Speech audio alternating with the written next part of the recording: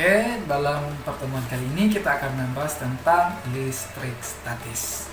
Ada beberapa hal yang akan kita bahas dalam pertemuan kali ini.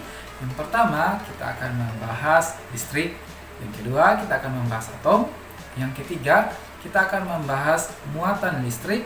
Dan yang keempat, kita akan membahas elektroskop. Jadi itu adalah 4 poin penting dalam pertemuan kelas kita hari ini. Ya. Yang pertama, kita akan membahas listrik. Kata listrik dalam bahasa Inggrisnya adalah elektrik, yang berasal dari bahasa Yunani yaitu elektron, yang memiliki arti ambar. Nah, ambar ini adalah pohon damar yang membatu. Nah, gejala kelistrikan pertama kali diselidiki atau diamati oleh seorang filsuf Yunani yang bernama Thales. Nah, dalam penyelidikannya, dalam pengamatannya, Thales menemukan bahwa dengan menggosokkan batu ambar dan mendekatkannya ke benda-benda ringan seperti potongan-potongan kecil daun, maka ambar ini dapat menarik daun-daun tersebut. Namun, Thales tidak dapat menjelaskan mengapa sampai hal ini dapat terjadi. Nah, kemudian seiring dengan berkembangnya ilmu pengetahuan dan teknologi, maka banyak ahli yang kemudian mempelajari tentang listrik. Hingga sekarang kita bisa melihat dan menggunakan manfaat dari listrik. Nah, listrik ini pada dasarnya dibedakan atas dua, yaitu listrik statis dan juga listrik dinamis. Dan apa itu listrik statis? Listrik statis yaitu listrik yang diam atau tidak bergerak. Bisa juga kita katakan listrik statis yaitu suatu fenomena kelistrikan yang dimana muatan listriknya tidak bergerak, yang biasanya terdapat pada benda yang bermuatan listrik.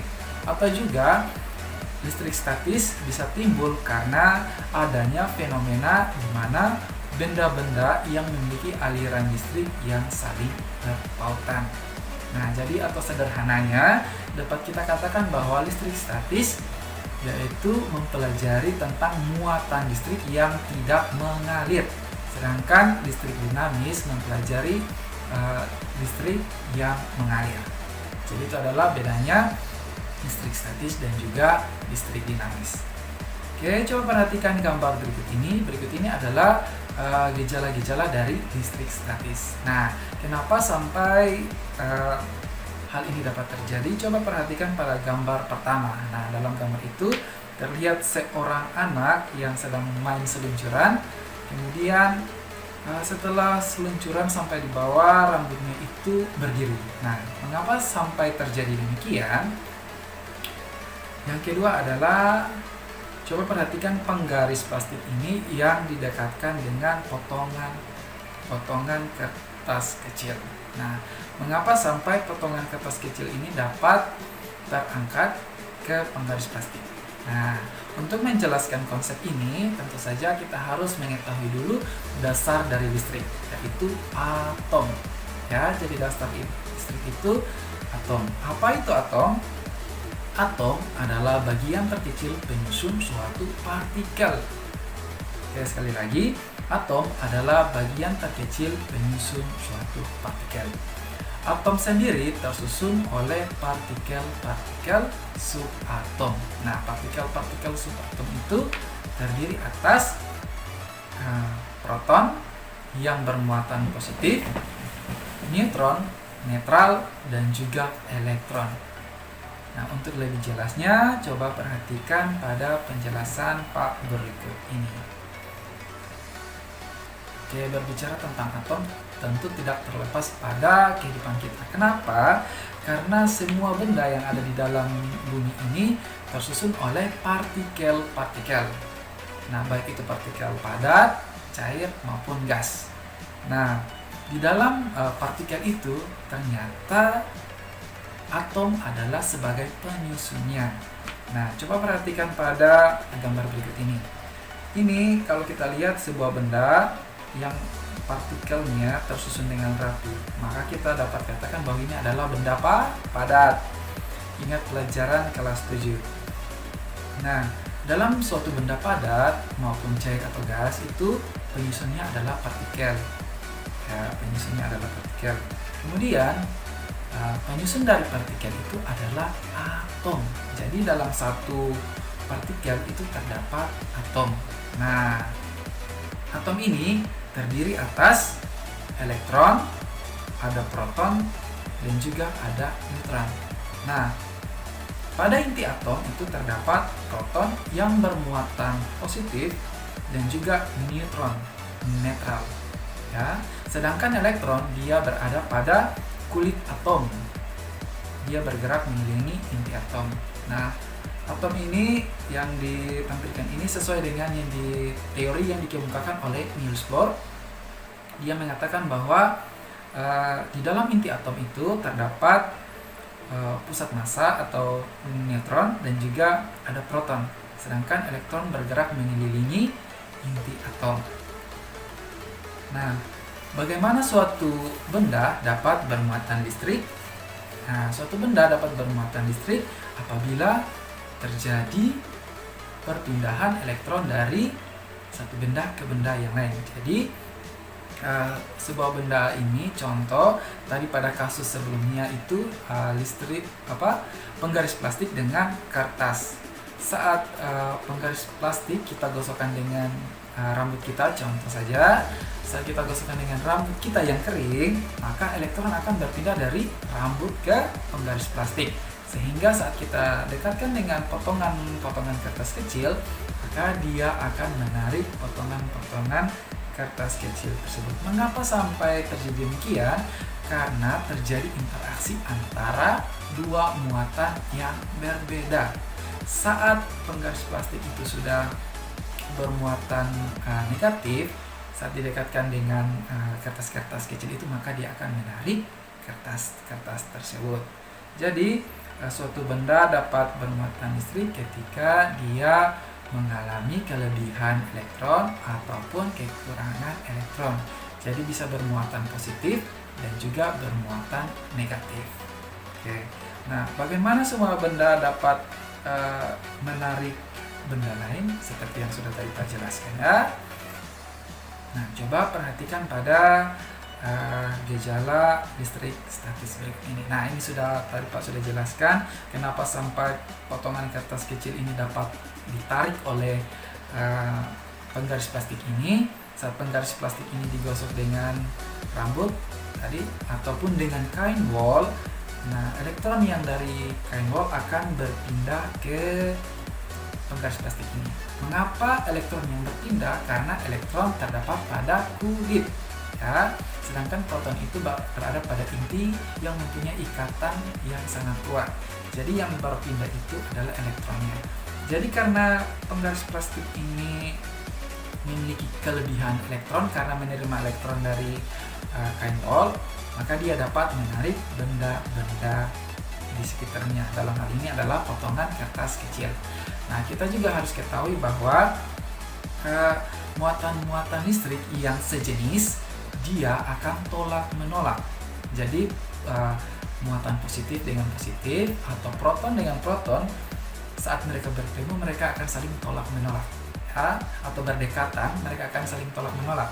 Sedangkan pada muatan yang tidak sejenis yaitu proton dan elektron, maka akan terjadi tarik-menarik. Nah, kita tahu bahwa di kertas ini awalnya kan netral kan, pasti ada protonnya ya, makanya sehingga kertas ini dapat tertarik. Ingat, yang sejenis tolak-menolak dan yang tidak sejenis dia akan tarik-menarik. Hal ini juga terjadi pada kasus berikutnya. Coba perhatikan ini, penjelasannya sama. Pada saat sebelum anak ini bermain seluncuran, pastilah rambutnya rapi kan. Nah, saat dia seluncur sampai di bawah, apa yang terjadi? Lihat, rambutnya berdiri kan. Nah, proses perpindahan elektron ini terjadi karena adanya gesekan. Ya, gesekan di antara anak atau kepala rambut dari anak ini dengan plastik. Ya, kita lihat seluncuran ini terbuat dari plastik. Jadi pada saat terjadi gesekan, maka elektron mulai berpindah dari rambut ke plastik. Maka setelah perpindahan itu, maka rambut anak ini dia akan bermuatan positif, sedangkan plastik ini akan bermuatan negatif. yang dapat menyebabkan rambut Anda ini terangkat. Begitu juga coba kalian buatkan atau perhatikan contoh kasus lainnya, yaitu jika balon digosok dengan rambut, balon tiup digosokkan dengan rambut. Nah, saat kalian angkat balon itu dari rambut kalian juga akan terangkat ya, atau berdiri seperti pada kasus ini ya. Begitupun juga penjelasan ini berlaku pada styrofoam. Nah, ini styrofoam. Contoh kalau kalian memotong styrofoam, situ kan ada gesekan. Nah, ada potongan-potongan kecil styrofoam yang yang masih yang menempel pada tangan kalian. Nah, itu adalah salah satu proses atau gejala pada listrik statis. Ya, harap kalian bisa mengerti. Oke, yang berikut ini adalah PR yang sudah Pak kasih ke kalian minggu lalu, dan ini Pak kita akan membahasnya di sini. Yang pertama, kita tahu bahwa semua benda yang ada di dalam dunia ini atau bumi ini tersusun atas atom dan pastinya bermuatan. Nah, tapi kebanyakan dari benda-benda tersebut adalah bermuatan netral. Kenapa bermuatan netral? Karena jumlah muatan positif dan negatifnya itu sama. Nah, awalnya mari kita lihat, awalnya penggaris plastik ini netral dan juga kain wol ini netral. Apa yang terjadi bila kain wol dengan penggaris plastik ini digesekkan? Yang terjadi adalah perpindahan elektron dari kain wol ke penggaris plastik, sehingga penggaris plastik akan memiliki muatan negatif. Kenapa memiliki muatan negatif? Karena kelebihan elektron. Sedangkan kain wol dia akan bermuatan positif karena dia kekurangan elektron atau kelebihan proton. Ya, seperti itu. Jadi itu adalah penjelasannya. Berikut PR kedua atau tugas kedua yang Pak kasih ke kalian itu, yaitu bagaimana kaca dengan kain sutra. Nah, awalnya kedua benda ini juga bermuatan netral atau jumlah proton dan elektronnya sama pada kaca. Begitu pula pada kain sutra, elektron dan protonnya memiliki jumlah yang sama. Apa jadinya jika kain sutra ini digesekkan dengan kaca? Nah, saat terjadi gesekan, maka kaca yang digosok dengan kain sutra, maka kaca ini akan bermuatan positif. Kenapa? Karena elektron dari kaca berpindah ke kain wol, sehingga kain wol akan bersifat negatif atau bermuatan negatif. Ya, seperti itu. Itu adalah proses gejala listrik statis. Nah, yang berikut adalah interaksi antar muatan listrik. Nah, interaksi antar muatan listrik ini tadi Pak sudah sempat jelaskan sedikit. Jika dua buah muatan yang sejenis didekatkan, maka dia akan saling tolak-menolak. Sedangkan yang sejenis, maka dia akan tarik-menarik. Ya, coba perhatikan ini. Kaca yang bermuatan positif didekatkan dengan kaca yang bermuatan positif juga, maka akan terjadi tolak-menolak. Ya, muatan sejenis bila didekatkan saling tolak-menolak. Bagaimana jika plastik yang bermuatan negatif dengan kaca yang bermuatan positif saat didekatkan, maka mereka akan saling menempel atau tarik-menarik ya. Di sini plastik bermuatan negatif sedangkan kaca positif, saat didekatkan mereka akan saling menarik. Jadi muatan yang sejenis bila didekatkan akan saling tarik menarik seperti laki-laki dan perempuan kan. Kalau laki-laki dengan laki-laki ya sudah tolak menolak. Kalau laki-laki dengan perempuan pasti tarik menarik ya kan. Nah, salah satu gejala atau peristiwa alam tentang listrik statis itu yaitu terjadinya petir ya. Kalian pernah lihat petir kan? Nah, secara singkatnya petir itu terjadi karena gesekan antar awan-awan bermuatan sehingga terjadilah atau meloncarnya elektron ya, seperti itu. Yang berikut kita akan belajar tentang elektroskop. Nah, elektroskop, apa itu elektroskop? Elektroskop itu adalah alat yang kita gunakan untuk mendeteksi suatu benda bermuatan listrik statis. Nah, coba perhatikan pada gambar ini. Nah, ini adalah gambar dari elektroskop. Nah, ini awalnya sebelum didekatkan oleh benda, perhatikan gambar yang ini. Elektroskop ini netral ya, jadi jumlah proton dan neutronnya ini seimbang.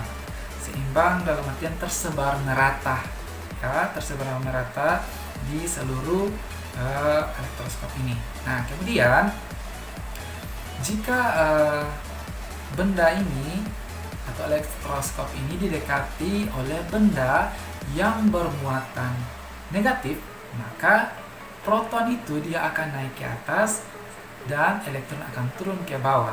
Nah, saat elektron turun ke bawah, perhatikan pada ini gambar ini. Awalnya dia rapatkan. Nah, karena muatan sejenis, maka dia akan tolak menolak sehingga dia terbuka. Ya, ini negatif, ini negatif.